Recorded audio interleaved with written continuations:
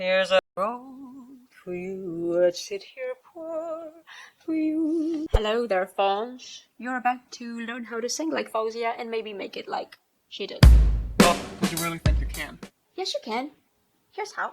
Study science hard at school, then invent a time-traveling machine, and then, well, go to the year 2000 and look for the beautiful day of the 5th of July, the day when a songwriting legend was born. Oh, quick note for those who dare not to know, it's the singer.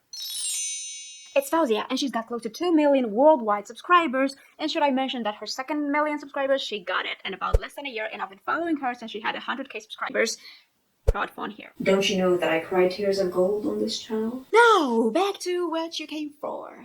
How Faouzia actually made it. She's not one of those singers who went to a talent show and got a sudden number of subscribers, which can make things easier. She's not a child celebrity, and she's not become viral overnight with a catchy song. Her path is a lot of consistency and talent and dedication, which is why this video will be structured in 2 parts. One is gonna be how to sing like her, The second one is gonna be how she actually made it. And before I explain that, I want to welcome you to another session of homemade wine with Miss Psycho.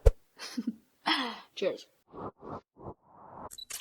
Yeah. And for those of you who want to know more about the lipstick that I leave on my wine glass, well, it's the same lipstick that I leave on my postcards for my patrons. Talent. How do you actually sing like Faouzia or manage to be as unique as her? Is your voice naturally distinctive? Because Faouzia is one of these who use the most natural technique possible. It means she's using her speaking tone when she's singing. As a side note, I feel like in the upcoming years, there will be a series of singers who will stop manufacturing their technique. And more about that on the video, The Problem with Unique Voices, which is not by me, but it's great. Right before they touch my cheek.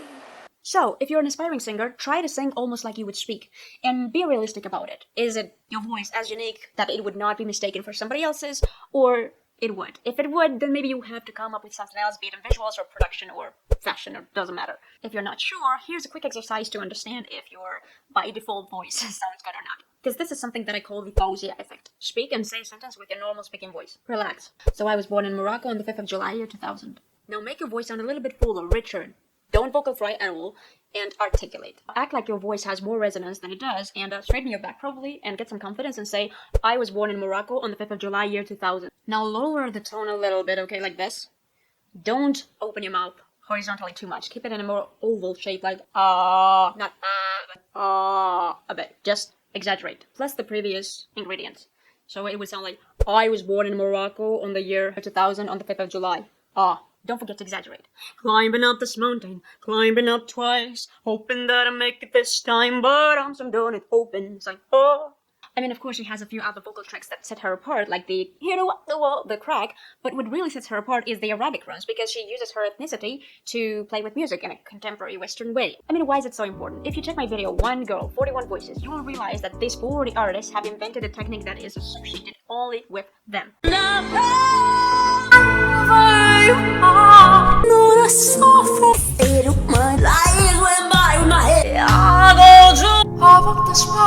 It's almost cartoonish. It's not to be taken pejorative, but you have to understand that they have fabricated that technique. So whenever somebody sings in that technique, they remind them of that singer without seeing them or without singing their song. Think Christina Aguilera. Nobody in the world does the rasp like her. Some tried, but check my video on that. Think Daneliya Tuleshova. The second part is how she actually made it, or we can make it on our own. Because you could say, yeah, but she started as well to play music at 5. No, many other musicians did. Which is why I'm going to tell you about a few keywords that are on her music timeline from 2013 to now. Social media, Canada, songwriting, doll-ish face, and teenager. Let's face it, without social media, you can't do anything as an artist. Around 2010, YouTube was still considered for losers. And I know that because I'm old enough to have seen the evolution of the platform. Give it a few years, 2014, 2015, YouTube was suddenly this birthplace, miracle birthplace to so many artists, Dua Lipa, Camila Cabello, Justin Bieber, Ed Sheeran, blah blah blah. And because of this, Dua Lipa started later, but YouTube cover singers started to be taken seriously. But for some reason, for Dua Lipa and Faouzia, which started to post on YouTube around the same time, but Dua Lipa made it much faster and much bigger, for Faouzia it didn't work well. Why? Dua Lipa also worked as a model, so she had access to talent agents, and you get the point. Also, yes, it helped that she signed with Warner, and they didn't have a big celebrity face at that time, so they focused all of their attention on her. Back to Faouzia. 2 years of posting, she was still around 5,000 views on her videos. so it was rather a slow growth in the beginning. The reason for that, I think it was because she was mainly relying on YouTube until that moment, and for example, Dua Lipa, as I said, she was having access to talent agents, and she was in London, not in Toronto, Canada, which is more local and, well, it was more closed at the time. But on the other hand, it worked in her favor because she started to participate in a lot of local competitions, and probably if she were in the UK, well, competition would have been more. And I've just mentioned competitions, which brings me to my next point and favorite point, songwriting. Her composition skills are that good that she won Song of the Year in 2015, and then some other composition in 2016, and then another one in 2017 with a small producer called Mad EP. Honestly, in my humble opinion, she's one of the best songwriters of this generation. I am a nobody, but she won the largest songwriting competition in the world, called International Songwriting Competition. From your manipulative ways and your infantile threats, which put her on the map for David Guetta about 1 year later when he asked her to write a song for him called Battle. And the David Guetta collaboration, they put her in contact with other people until she got to sing with John Legend and have 40 million views on YouTube 2 years later. But still, how? Just competitions and 1-2 collabs? Here's where TikTok comes into play. Faouzia was everywhere on all talent pages on Instagram. And we all know that TikTok requires something that most musicians lack. Being real as in relatable. The thing is, Faouzia's artistic identity is surreal, but she as a personality is real, as cheesy as it sounds. She has a lovely personality, all about bubbly smiles. She studies engineering and writes songs on the side.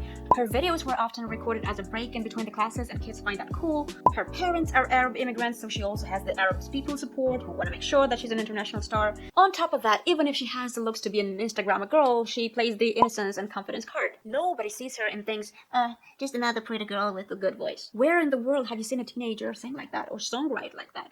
I am very jealous that you can do that. I'm not even talking about the voice, I'm talking about the progressions, the contrast between the chords, the structures, the beginning, the way she attacks last. If you come from a non-Western culture, use it in your favor. Look for those vocal inflections in your culture, in your traditional music, and try to use them on a contemporary song. And if you're an Arab and you're an aspiring singer, you can't say, oh yeah, but Faouzia already took those inflections and she made it, so I can't do the same. Think Tamino. Think Sevdaliza. They took different parts of the Arab culture and they reincorporated that in their own songs. How? Why do you think I use my homemade Eastern European wine? In a YouTube video. Cheers from your psycho.